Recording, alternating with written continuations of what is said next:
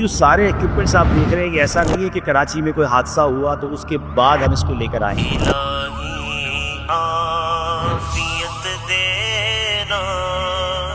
अल्हम्दुलिल्लाह हम सब के आलम मदनी मरकज में ये ऐसे 10 बॉक्सेस बने हुए हैं जो मुख्तलिफ जगहों पर मौजूद हैं। किसी भी हादसे की सूरत में उसको रिएक्ट करना आसान हो, मदद करना आसान हो। अल्लाह अल्लाह अल्लाह। तो तमाम चीजों का मैं मुख्तसर तारुफ बता देता हूँ। फायर ब्लैंकेट्स होते हैं, इंशाल्लाह हम आपको डेमो में बताएंगे कि अगर किसी को कपड़ों में आग लग गई है, अब उससे आग बुझानी है तो ये फायर ब्लैंकेट निकाल के उसके ऊपर डाल देंगे तो इंशाल्लाह आग बुझ जाएगी। तो ये बड़ी कमाल की चीज़ है। बाज़-औक़ात हमारी बहनों जो चूल्हा वगैरह पे काम कर रही होती है तो कपड़ों में आग लग जाती है, तो घर में होगा तो फौरी तौर पर उनको डालकर बुझाया जा सकता है। जिस पर आग लगती है ना, उसको भी कुछ समझ नहीं आ रहा होता और वो दौड़ता है, और जब वो बंदा दौड़ता है या लेडीज दौड़ती है तो ऑक्सीजन और मिलती है और उससे आग और बढ़ती है। तो दौड़ना नहीं है, उसके ऊपर ये ब्लैंकेट डाल दे, और अगर आपके घर में ये ब्लैंकेट नहीं है, कोई भी मोटा कपड़ा, मोटा ब्लैंकेट बिल्कुल किस तरह उसको दबा दें ताकि ऑक्सीजन नहीं जाएगी, तो इंशाल्लाह आग जो है वो बुझ जाएगी। अच्छा, ये जो है वो ग्रिल कटर कहते हैं इसको, और ये ज़ाहिर है कि किसी ऐसी जगह पर आप हैं और नहीं कट रहा हो, दरवाजा बंद है या ग्रिल है, तो आप उसको काट कर खिड़कियां अगर काटना चाहें तो माशाल्लाह ये बड़ा है, ये छोटा है, ये हमारे पास मौजूद है। फैज़ान मदीना में जैसे मैंने आपको कहा, इन तमाम चीज़ों के 10 बॉक्सेस मौजूद हैं इमरजेंसी के लिए। और आज हमारे मुख्तलिफ HODs हैं जिनको आप छोटी सी ट्रेनिंग भी दे रहे हैं, और वक्तन ये ट्रेनिंग हो रही होती है ताकि किसी भी हादसे की सूरत में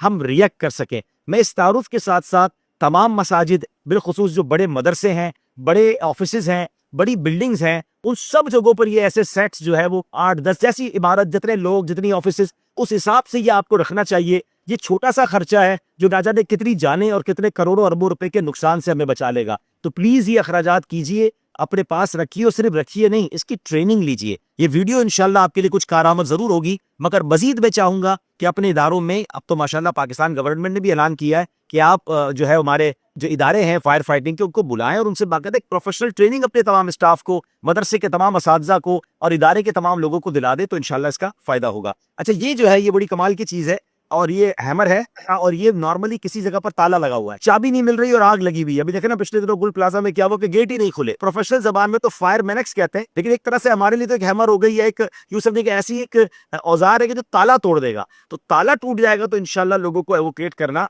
आसान हो जाएगा। अच्छा, ये फायर स्मोक के दौरान गूगल है, अगर आप कोई शख्स ऐसा है जो धुआं बहुत ज्यादा है, उसके दरमियान जाना है, तो ये उसको काम आएंगे। फिर ये लेदर के जो बड़े बड़े दस्ताने हैं, ग्लव्स हैं, ये भी किसी चीज को पकड़ने के लिए या हेल्प करने के लिए काम देते हैं। फिर ये बाकायदा पूरे पूरे आप देख रहे हैं कि मास्क है, ठीक है ना। अब ये मास्क पहनकर जा रहे, बहुत धुआं है, सांस ही नहीं ली जा रही, तो ये मास्क है, और इसके साथ ये ऑक्सीजन का छोटा सा ही समझे कि इक्विपमेंट भी लग जाएगा जिससे आपको ऑक्सीजन भी आना शुरू हो जाएगी। फिर ये हेलमेट है जो पहनकर आप मदद कर सकते हैं, और ज़ाहिर इसकी एक ट्रेनिंग होती है, लेकिन एमरजेंसी की सूरत में चीज़ों को इस्तेमाल किया जा सकता है। ये बड़ी जानदार टॉर्च है, जब धुआं हो, लाइट ना हो, नजर ही कुछ नहीं आता, तो ये टॉर्च इंशाल्लाह काम देगी। और बाज़ों का जब आप रोशनी डालेंगे तो अंदर से कोई बंदा होगा तो वो भी आपको रिएक्ट कर देगा। इसको बता रहे थे कि ये फायर फाइटिंग जो है बेल्ट कहलाता है, और ये लाइफ बेल्ट भी बता रहे थे, लाइफ सेविंग बेल्ट भी है कि खुदरी बांधकर आप कहीं इसको लटका कर मदद कर सकते हैं, कि कोई अगर अंदर नीचे है तो उसको बांधकर इस रस्सी के जरिए उसको भी ऊपर खींच सकते हैं। तो बहरहाल ये चंद चीजें हैं जो हमारे पास होनी भी चाहिए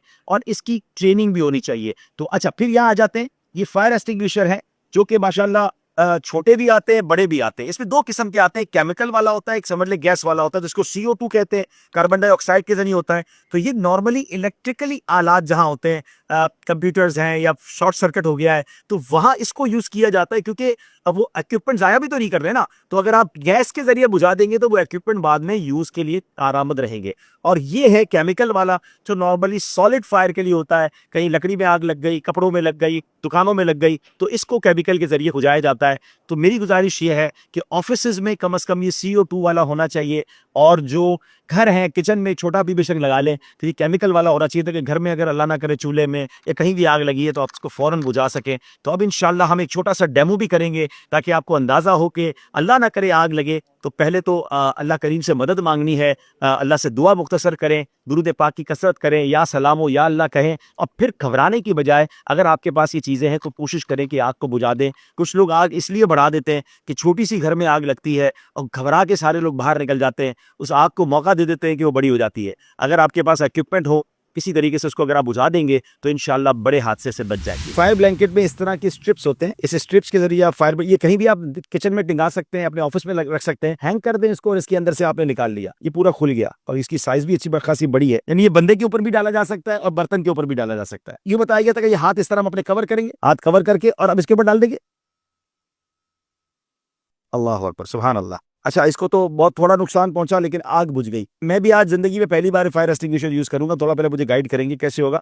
पहले नॉर्मली इस तरह हमारे घर में होता है तो ये सेफ्टी पिन होती है, तो ये सेफ्टी पिन को निकालेंगे, सबसे पहले सेफ्टी पिन को निकालेंगे, ठीक है। उसके बाद फिर फायर एक्सटिंग्विशर को अपने हाथ में उठा लेंगे। अच्छा, इसको कोई हैंडल नहीं होता? ये अच्छा। हैंडल है, इसको उठा लेंगे। हाँ, उठाने के बाद जो इसका ये जिसको हॉर्न भी कहा जाता है और नोजल भी कहा जाता है, ठीक है, इसके करीब तो इसके करीब करने के बाद और इसको पुश करेंगे, कि हल्का सा पुश करेंगे तो वो आग इंशाल्लाह फौरन बुझ जाएगी।